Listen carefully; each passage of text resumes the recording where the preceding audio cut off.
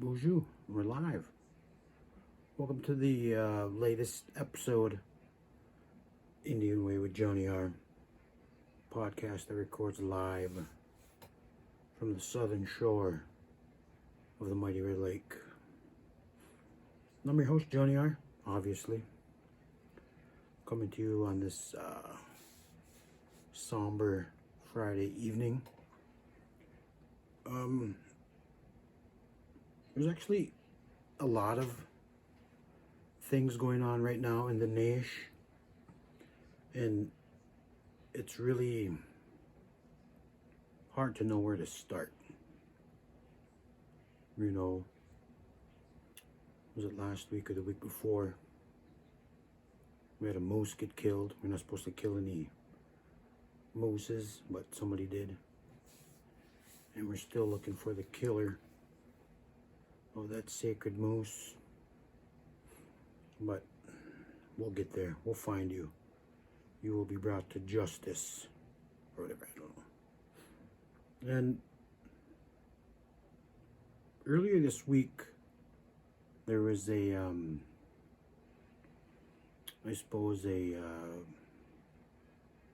raid, a drug raid on the Red Lake Nation, where 10 people got arrested. 11 were charged, I think. And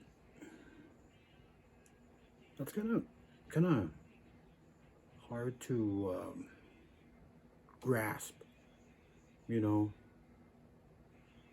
I know there were, I think, 9 Red Lakers and a Mexican resident from Baja, Mexico. And, you know, right away you think about the cartel. You know, you read stories, see news articles, see them on the news, and you wonder what would cause people from Red Lake to invite that type of I don't know. Why would we bring that to our lands? You know, is it somebody getting in too deep with? I don't know. We don't know. All we know is we have to deal with it. It's brought to our doorstep, and now it's time for us to deal with it. And excuse me. You know, I don't totally understand the struggle with addiction, but I myself, I have still struggle with alcohol myself, and I see it. You know, you never know what people are going through around here, and to talk down on them isn't helping anybody. You know, we're at a point right now where I don't know how many times I've said this on this podcast, but it's easy to shame people that are struggling. Easier to shame than it is to help. And it makes you think about, if, especially now, you know, if something drastic happened where we physically had to protect our reservation, our lands, would we be able to? You know, we have the police, but I don't know. We're vulnerable. It's not just because a lot of us are unarmed. Even those that are armed, there's like a handful of people that do have weapons. Most are hunters. But even if we did, would we actually be able to come together to protect what we have? Would the petty divisiveness be our end?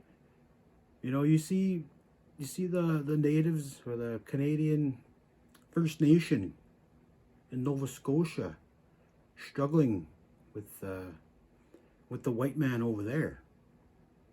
You know, that could easily happen to us up here. What are we going to do? What can we do to protect what we have? We're pretty good at talking shit. Myself, I'm an expert at talking shit.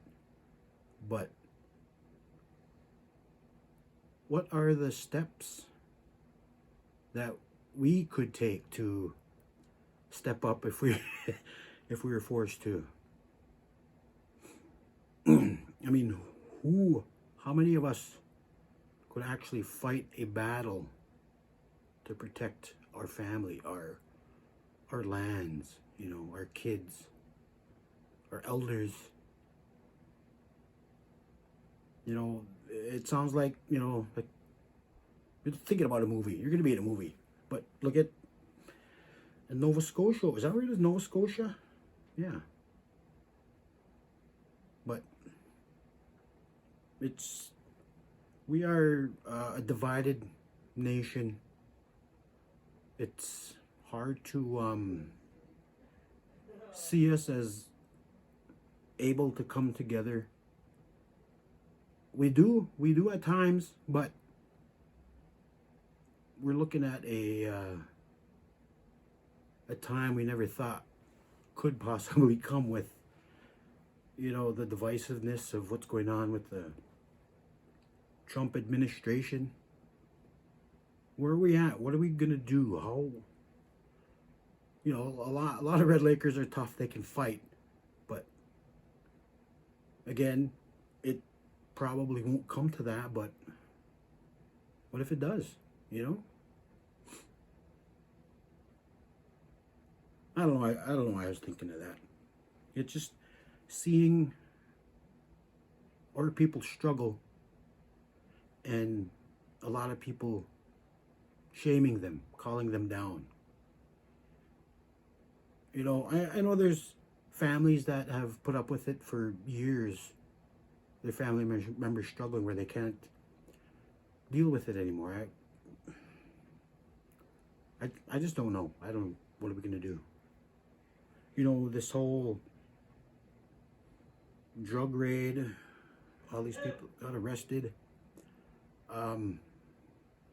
We are in a dire situation. Again, I know the tribal council, they enacted a state of emergency, but I still don't know what that meant. I don't know what it means. I don't know what we're doing. I know a lot of people in the chemical health program are doing their part, but there's only so much they can do, you know? You know, I see it every day with people doing what they can help, but there could always be more, you know? I don't know where we're going. I don't know what we're doing. Plus we have the COVID going on. I know it's inevitable. The numbers will only increase, and it may hit the Red Lake Nation hard because a lot of us are vulnerable with our pre-existing conditions. You know, I'm overweight. I'm 45 years old. I got diabetes and got high cholesterol and things like that, and it actually scares me to go out sometimes, you know. And a lot of people don't care. And I don't know. What are we gonna do? Who's leading us? Who's gonna take charge? You know, the drugs and the addiction and COVID, and I honestly don't know where we're at, what we're doing. All I can do is take care of my family and just hope everybody else does the same thing. But I'm also in training. Well, not training, but you know, I started working out again. the fitness center opened up last week, so I've been there 3 times so far. So I'm trying to get physically, not tip-top shape, but you know, I gotta take better care of myself. I'm getting older. I'm getting vulnerable, you know. But I just expect more from the Red Lake Nation. You know, I myself too. I have a long way to go to be a productive member of the nation. I'm working on it, man. I really am. A lot of people are doing their part, but we could always use more. But what do I know? And I was cutting my hair, as you could see, and I didn't have my phone with me, and my wife texted me a message about a former coworker of mine passed away this evening.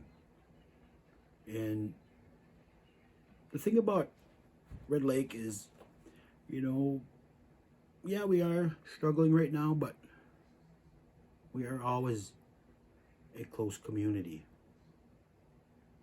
And those that come up here, you know, employees of the tribe or teachers come up here. I remember talking to one of the teachers that I went to school, and he was still teaching, and one of his stories, then I ended up working with him, and he said, you know, one of his stories was, yeah, I just thought I'd come up here for a year or two, and he ended up here for like 40 some years. And something about the Red Lake Nation, the people, and a lot of our we'll say European American, you know, teachers and employees, they become friends. They become a part of the community, and that's what my co-worker was. You know, he meant a lot to the kids, and a lot of these kids are gonna, you know, they appreciate what he did for them, and they're gonna hopefully, well, they will. They'll share what he shared with them, and it's just tough to hear. Such a young man, I suppose. I remember he was a teaching assistant when I was in college, and I ended up working with him at the high school, and I was applying for something. I don't remember what it was, but I needed 3 recommendations, and you know, I only knew him a couple of years at the time, 3 years at the time. We worked closely together, and I needed that recommendation. He said, yeah, I'll do it. He volunteered, and he wrote me a, I don't know, it was, I read it, and I thought, that's not me. Is that me? Is that what?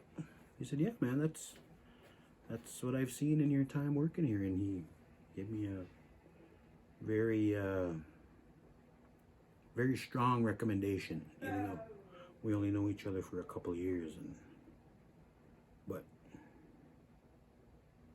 you know, he had a huge impact on the students around here, and a lot of the kids will remember him for a very long time. And it's just sad that he passed away at such a young age.